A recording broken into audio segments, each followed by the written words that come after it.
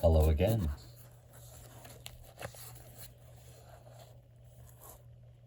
Short stories.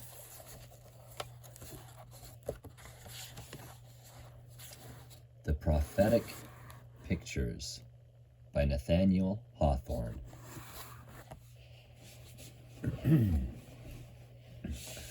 "But this painter," cried Walter Ludlow with animation, "he not only excels in his peculiar art, but possesses vast acquirements in all other learning and science. He talks Hebrew with Dr. Mather, and gives lectures in anatomy to Dr. Boylston. In a word, he will meet the best instructed man among us on his own ground.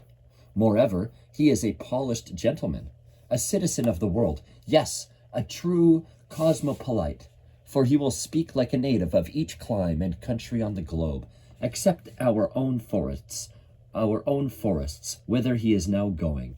Nor is all this what I most admire in him." "Indeed," said Eleanor, who had listened with a woman's interest to the description of such a man, "yet this is admirable enough."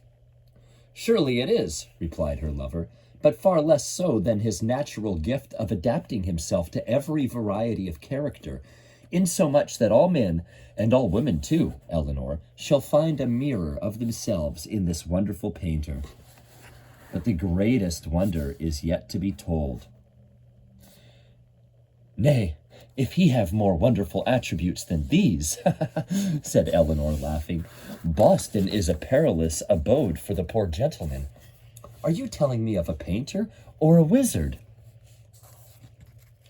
"In truth," answered he, "that question might be asked more seriously than you suppose. They say that he paints not merely a man's features, but his mind and heart. He catches the secret sentiments and passions, and throws them upon the canvas like sunshine, or perhaps in the portraits of dark-souled men like a gleam of infernal fire. It is an awful gift," added Walter, lowering his voice from its tone of enthusiasm. "I shall be almost afraid to sit to him." "Walter, are you in earnest?" exclaimed Eleanor. "For heaven's sake, dearest Eleanor, do not let him paint the look in which you now wear," said her lover, smiling, but though rather perplexed. "There, it is passing away now, but when you spoke you seemed frightened to death, and very sad besides. What were you thinking of?" Nothing, answered Eleanor hastily. You paint my face with your own fantasies. Well, come for me tomorrow, and we will visit this wonderful artist." But when the young man had departed, it cannot be denied that a remarkable expression was again visible on the fair and youthful face of his mistress. It was a sad and anxious look, little in accordance with what should have been the feelings of a maiden on the eve of wedlock. Yet Walter Ludlow was the chosen of her heart. "A look," said Eleanor to herself. "No wonder that it startled him, if it expressed what I sometimes feel. I know by my own experience how frightful a look may be, but it was all fancy. I thought nothing of it at the time. I have seen nothing of it since. I did but dream it." And she busied herself about the embroidery of a ruff, in which she meant that her portrait should be taken. The painter of whom they had been speaking was not one of those native artists who, at a later period than this, borrowed their colors from the Indians and manufactured their pencils of the furs of wild beasts. Perhaps, if he could have revoked his life and prearranged his destiny, he might have chosen to belong to that school without a master, in the hope of being at least original, since there were no works of art to imitate, nor rules to follow. But he had been born and educated in Europe. People said that he had studied the grandeur or beauty of conception and every touch of the master hand in all the most famous pictures, in cabinets and galleries, and on the walls of churches, till there was nothing more for his powerful mind to learn. Art could add nothing to its lessons, but nature might. He had therefore visited a world whither none of his professional brethren had preceded him, to feast his eyes on visible images that were noble and picturesque, yet had never been transferred to canvas. America was too poor to afford other temptations to an artist of eminence, though many of the colonial gentry on the painter's arrival had expressed a wish to transmit their lineaments to posterity by means of his skill. Whenever such proposals were made, he fixed his piercing eyes on the applicant and seemed to look him through and through. If he beheld only a sleek and comfortable visage, though there were a gold-laced coat to adorn the picture and golden guineas to pay for it, he civilly rejected the task and the reward. But if the face were the index of anything uncommon in thought, sentiment, or experience, or if he met a beggar in the street with a white beard and a furrowed brow, or if sometimes a child happened to look up and smile, he would exhaust all the art on them that he denied to wealth. Pictorial skill being so rare in the colonies, the painter became an object of general curiosity. If few or none could appreciate the technical merit of his productions, yet there were points in regard to which the opinion of the crowd was as valuable as the refined judgment of the amateur. He watched the effect that each picture produced on such untutored beholders and derived profit from their remarks, while they would as soon have thought of instructing nature herself as him who seemed to rival her. Their admiration, it must be owned, was tinctured with the prejudices of the age and country. Some deemed it an offense against the Mosaic law, and even a presumptuous mockery of the Creator, to bring into existence such lively images of his creatures. Others, frightened at the art which could raise phantoms at will and keep the form of the dead among the living, were inclined to consider the painter as a magician, or perhaps the famous black man of old witch times, plotting mischief in a new guise. These foolish fancies were more than half believed among the mob. Even in superior circles, his character was invested with a vague awe, partly rising like smoke wreaths from the popular superstitions, but chiefly caused by the varied knowledge and talents which he made subservient to his profession.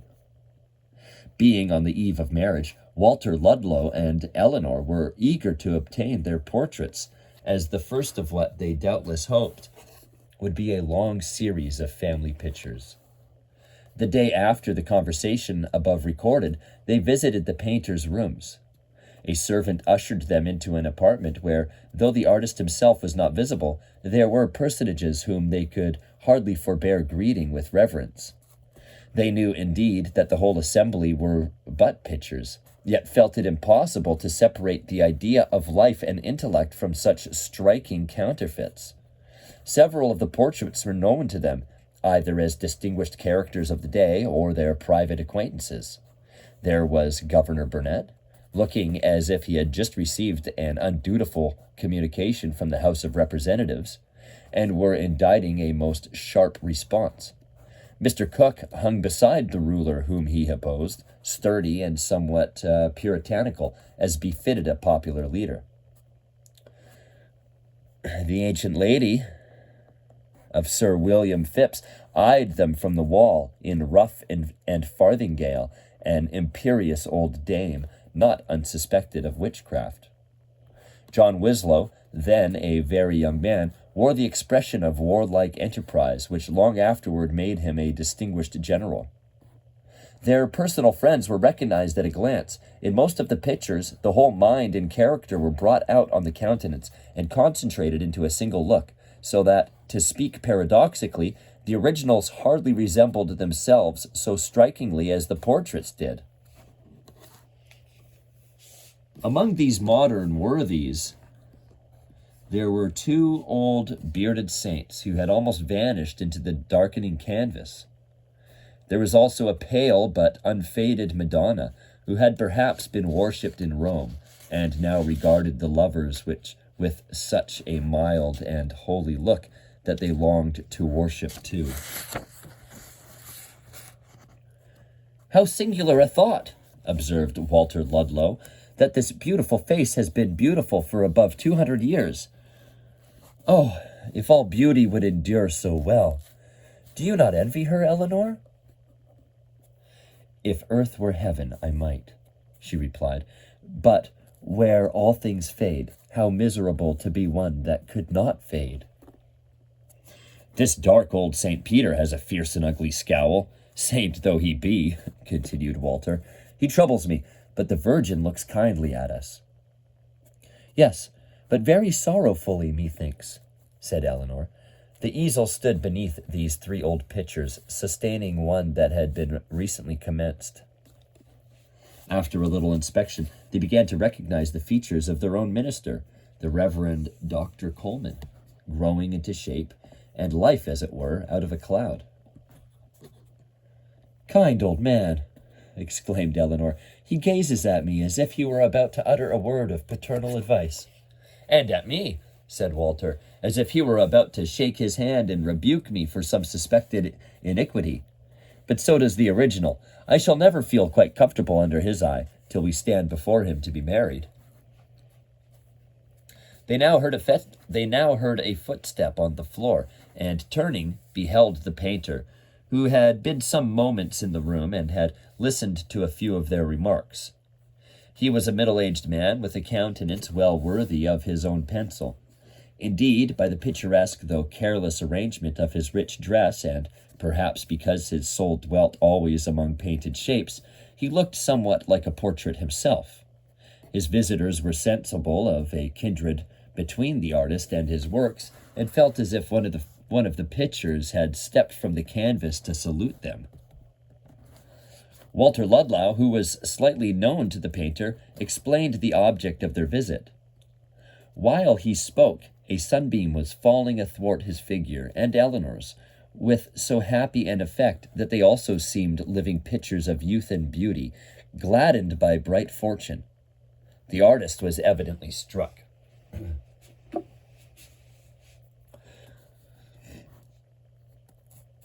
My easel is occupied for several ensuing days, and my stay in Boston must be brief, said he, thoughtfully. Then after an observant glance, he added, But your wishes shall be gratified, though I disappoint the Chief Justice and Madame Oliver. I must not lose this opportunity for the sake of painting a few wells of broadcloth and brocade. The painter expressed a desire to introduce both their portraits into one picture and represent them engaged in some appropriate action. This plan would have delighted the lovers, but was necessarily rejected because so large a space of canvas would have been unfit for the room which it was intended to decorate.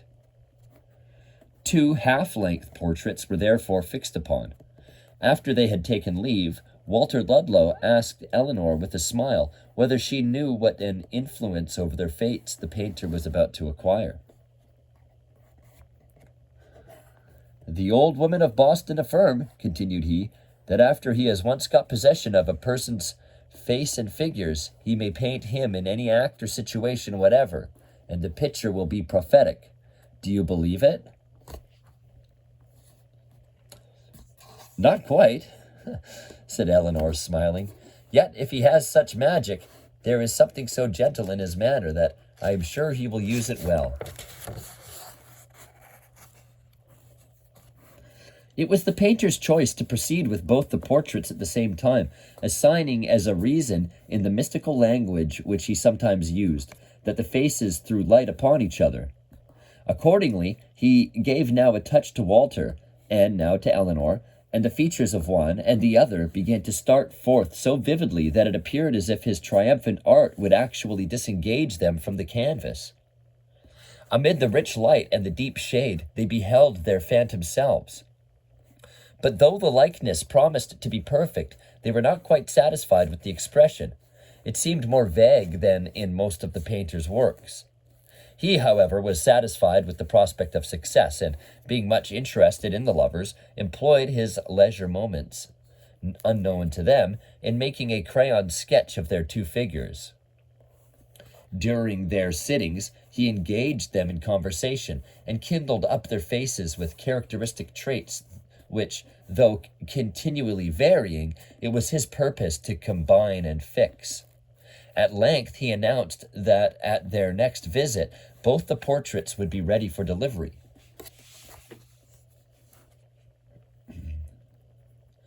If my pencil will but be true to my conception, in the few last touches which I meditate, observed he, these two pictures will be my very best performances. Seldom, indeed, has an artist such subjects. While speaking, he still bent his penetrative eye upon them, nor withdrew it till they had reached the bottom of the stairs. Nothing in the whole circle of human vanities takes stronger hold of the imagine than this affair of having a portrait painted. Yet why should it be so?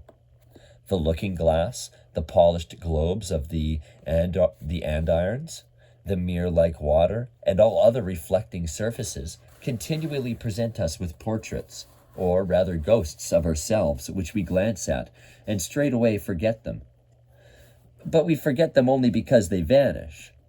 It is the idea of duration, of earthly immortality, that gives such a mysterious interest to our own portraits.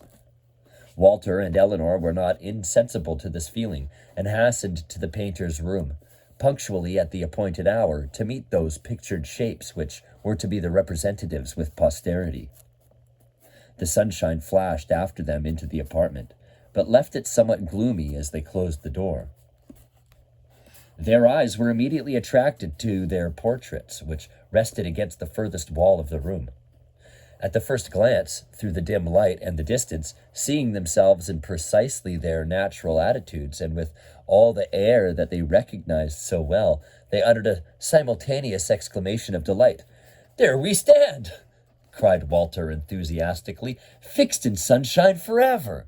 No dark passions can gather on our faces."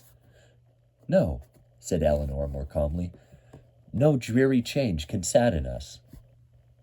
This was said while they were approaching, and had yet gained only an imperfect view of the pictures. The painter, after saluting them, busied himself at a table in completing a crayon sketch, leaving his visitors to form their own judgment as to his perfected labors.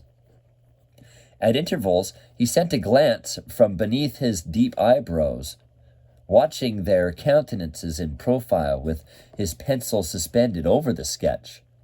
They had now stood some moments, each in front of the other's picture, contemplating it with entranced attention, but without uttering a word.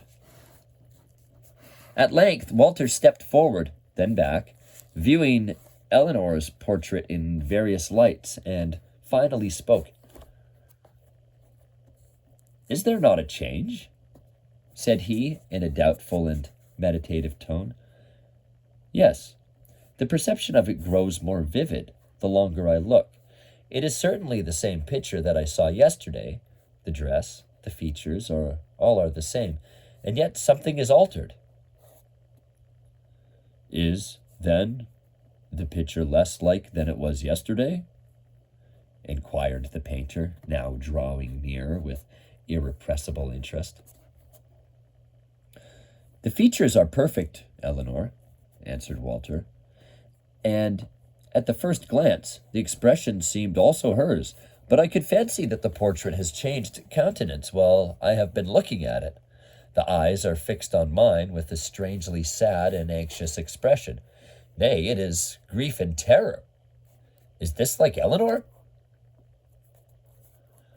"Compare the living face with the pictured one," said the painter. Walter glanced sidelong at his mistress and started.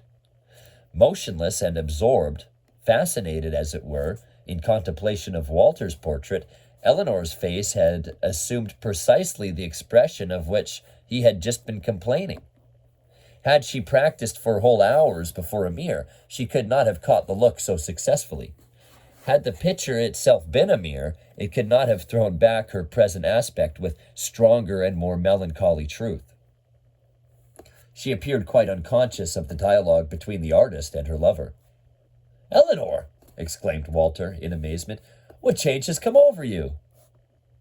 She did not hear him, nor desist from her fixed gaze, till he seized her hand and thus attracted her notice. Then, with a sudden tremor, she looked from the picture to the face of the original.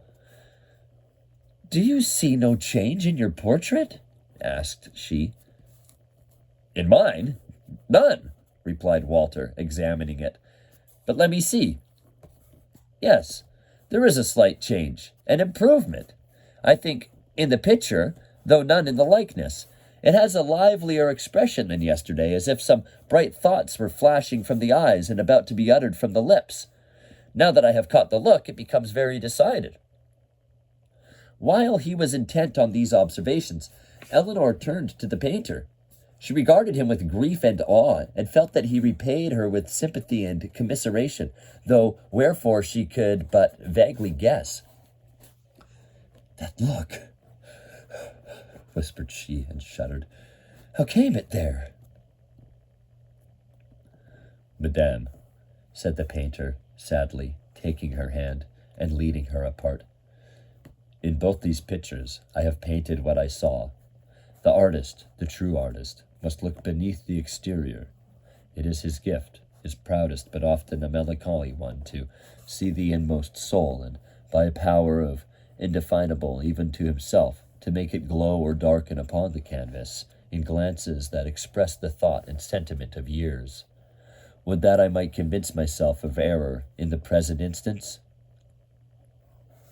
They had now approached the table on which were heads in chalk, hands almost as expressive as ordinary faces, ivied church towers, thatched cottages, old thunder-stricken trees, oriental and antique costume, and all such picturesque vagaries of an artist's idle moments. Turning them over with seeming carelessness, a crayon sketch of two figures was disclosed. "If I have failed," continued he, "if your heart does not see itself reflected in your own portrait, if you have no secret cause to trust my delineation of the other, it is not yet too late to alter them. I might change the action of these figures too, but would it influence the event?" He directed her notice to the sketch. A thrill ran through Eleanor's frame. A shriek was upon her lips, but she stifled it with the self-command that becomes habitual to all who hide thoughts of fear and anguish within their bosoms. Turning from the table, she perceived that Walter had advanced near enough to have seen the sketch, though she could not determine whether it had caught his eye. "We will not have the pictures altered," said she hastily. "If mine is sad, I shall but look the gayer for the contrast." "Be it so," answered the painter, bowing. "May your griefs be such fanciful ones that only your picture may mourn for them. For your joys, may they be true and deep, and paint themselves upon this lovely face till it quite belie my art." After the marriage of Walter and Eleanor, the pictures formed the two most splendid ornaments of their abode. They hung side by side, separated by a narrow panel, appearing to eye each other constantly, yet always returning the gaze of the spectator. Traveled gentlemen who professed a knowledge of such objects reckoned these among the most admirable specimens of modern portraiture, while common observers compared them with the originals, feature by feature, and were rapturous in praise of the likeness. But it was on a third class, neither traveled connoisseurs nor common observers, but people of natural sensibility, that the pictures wrought their strongest effect. Such persons might gaze carelessly at first, but becoming interested, would return day after day and study these painted faces like the pages of a mystic volume. Walter Ludlow's portrait attracted their earliest notice. In the absence of himself and his bride, they sometimes disputed as to the expression which the painter had intended to throw upon the features, all agreeing that there was a look of earnest import, though no two explained it alike. There was less diversity of opinion in regard to Eleanor's picture. They differed, indeed, in their attempts to estimate the nature and depth of the gloom that dwelt upon her face, but agreed that it was gloom, and alien from the natural temperament of their youthful friend. A certain fanciful person announced, as the result of much scrutiny, that both these pictures were parts of one design, and that the melancholy strength of feeling in Eleanor's countenance bore reference to the more vivid emotion, or, as he termed it, in the wild passion, in that of Walter. Though unskilled in the art, He even began a sketch in which the action of the two figures was to correspond with their mutual expression. It was whispered among friends that day by day Eleanor's face was resuming a deeper shade of pensiveness, which threatened soon to render her too true a counterpart of her melancholy picture. Walter, on the other hand, instead of acquiring the vivid look which the painter had given him on the canvas, became reserved and downcast, with no outward flashes of emotion. However, it might be smoldering within. In course of time, Eleanor hung a gorgeous curtain of purple silk, wrought with flowers and fringed with heavy golden tassels before the pictures, under pretense that the dust would tarnish their hues or the light dim them. It was enough. Her visitors felt that the massive folds of the silk must never be withdrawn, nor the portraits mentioned in her presence. Time wore on, and the painter came again. He had been far enough to the north to see the silver cascade of the Crystal Hills, and to look over the vast round of cloud and forest from the summit of New England's loftiest mountain. But he did not profane that scene by the mockery of his art. He had also lain in a canoe on the bosom of Lake George, making his soul the mirror of its loveliness and grandeur, till not a picture in the Vatican was more vivid than his recollection. He had gone with the Indian hunters to Niagara, and there again had flung his hopeless pencil down the precipice, feeling that he could as soon as paint the roar as aught else that goes to make up this wondrous cataract. In truth, it was seldom his impulse to copy natural scenery, except as a framework for the delineations of the human form and face, instinct with thought, passion, or suffering. With store of such, his adventurous ramble had enriched him: the stern dignity of Indian chiefs, the dusky loveliness of Indian girls, the domestic life of wigwams, the stealthy march, the battle beneath gloomy pine trees, the frontier fortress with its garrison, the anomaly of the old French partisan, bred in courts, but grown gray in shaggy deserts. Such were the scenes and portraits that he had sketched: the glow of perilous moments, flashes of wild feeling, struggles of fierce power, love, hate, grief, frenzy. In a word, all the worn-out heart of the old earth had been revealed to him under a new form. His portfolio was filled with graphic illustrations of the volume of his memory, which genius would transmute into its own substance and imbue with immortality. He felt that the deep wisdom in his art, which he had sought so far, was found. But amid stern or lovely nature, in the perils of the forest, or its overwhelming peacefulness, still there had been two phantoms, the companions of his way. Like all other men around whom an engrossing purpose wreathes itself, he was insulated from the mass of humankind. He had no aim, no pleasure, no sympathies, but what were ultimately connected with his art. Too gentle in manner and upright in intent and action, he did not possess kindly feelings. His heart was cold. No living creature could be brought near enough to keep him warm. For these two beings, however, he had felt, in its greatest intensity, the sort of interest which always allied him to the subjects of his pencil. He had pried into their souls with his keenest insight, and pictured the result upon their features with his utmost skill, so as barely to fall short of that standard which no genius ever reached, his own severe conception. He had caught from the duskiness of the future, at least so he fancied, a fearful secret, and had obscurely revealed it on the portraits. So much of himself, of his imagination, and all other powers, had been lavished on the study of Walter and Eleanor, that he almost regarded them as creations of his own, like the thousands with which he had peopled the realms of picture. Therefore did they flit through the twilight of the woods, hover on the mist of the waterfalls, look forth from the mirror of the lake, nor melt away in the noontide sun.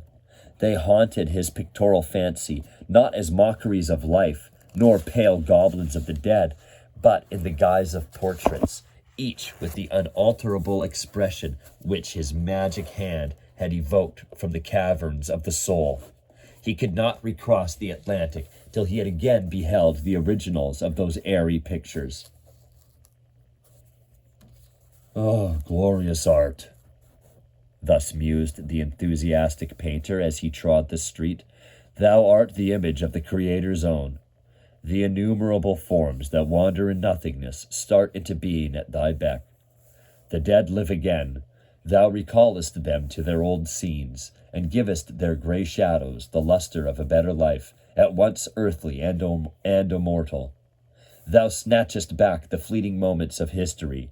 With thee there is no past, for, at thy touch, all that is great becomes forever present, and illustrious men live through long ages in the visible performance of the very deeds which made them what they are. O potent art! As thou bringest the faintly revealed past to stand in that narrow strip of sunlight which we call now, canst thou summon the shrouded future to meet her there? Have I not achieved it? Am I not thy prophet? Thus, with a proud yet melancholy fervor, did he almost cry aloud, as he passed through the toilsome street, among people that knew not of his reveries, nor could understand nor care for them. It is not good for man to cherish a solitary ambition, unless there be those around him by whose example he may regulate himself. His thoughts, desires, and hopes will become extravagant, and he the semblance, perhaps the reality, of a madman. Reading other bosoms with an acuteness almost preternatural, the painter failed to see the disorder of his own. "And this should be the house," said he, looking up and down the front before he knocked. "Heaven help my brains, that picture! Methinks it will never vanish. Whether I look at the windows or the door, there it is, framed within them, painted strongly and glowing in the richest tints, the faces of the portraits, the figures and actions of the sketch." He knocked. "The portraits, are they within?" inquired he of the domestic. Then recollecting himself, Your master and mistress, are they at home?" "They are, sir," said the servant, adding, as he noticed that picturesque aspect of which the painter could never divest himself, "and the portraits too." The guest was admitted into a parlor, communicating by a central door with an interior room of the same size. As the first apartment was empty, he passed to the entrance of the second, within which his eyes were greeted by those living personages, as well as their pictured representatives, who had long been the object of so singular an interest. He involuntarily paused on the threshold. They had not perceived his approach. Walter and Eleanor were standing before the portraits, whence the former had just flung back the rich and voluminous folds of the silken curtain, holding its golden tassel with one hand, while the other grasped that of his bride. The pictures, concealed for months, gleamed forth again in undiminished splendor, appearing to throw a somber light across the room rather than to be disclosed by a borrowed radiance. That of Eleanor had been almost prophetic. A pensiveness, and next a gentle sorrow, had successfully dwelt upon her countenance, deepening with the lapse of time into a quiet anguish. A mixture of affright would now have made it the very expression of the portrait. Walter's face was moody and dull, or animated only by fitful flashes, which left a heavier darkness for their momentary illumination. He looked from Eleanor to her portrait, and thence to his own, in the contemplation of which he finally stood absorbed. The painter seemed to hear the step of destiny approaching behind him, on its progress toward its victims. A strange thought darted into his mind. Was not his own the form in which that destiny had embodied itself, and he a chief agent of the coming evil which he had foreshadowed? Still, Walter remained silent before the picture, communing with it as with his own heart, and abandoning himself to the spell of evil influence that the painter had cast upon the features. Gradually his eyes kindled, while, as Eleanor watched the increasing wildness of his face, her own assumed a look of terror. And when at last he turned upon her, the resemblance of both to their portraits was complete. "Our fate is upon us!" howled Walter. "Die!" Drawing a knife, he sustained her as she was sinking to the ground and aimed it at her bosom. In the action and in the look and attitude of each, the painter beheld the figure of his sketch. The picture, with all its tremendous coloring, was finished. "Hold, madman!" cried he sternly. He had advanced from the door and interposed himself between the wretched beings, with the same sense of power to regulate their destiny as to alter a scene upon the canvas. He stood like a magician, controlling the phantoms which he had evoked. "What?" muttered Walter Ludlow as he relapsed from fierce excitement into silent gloom. "Does fate impede its own decree?" "Wretched lady," said the painter, "did I not warn you?" "You did," replied Eleanor, calmly, as her terror gave place to the quiet grief which it had disturbed. "But I loved him." Is there not a deep moral in the tale? Could the result of one or all our deeds be shadowed forth and set before us? Some would call it fate and hurry onward, others be swept along by their passionate desires, and none be turned aside by the prophetic pictures.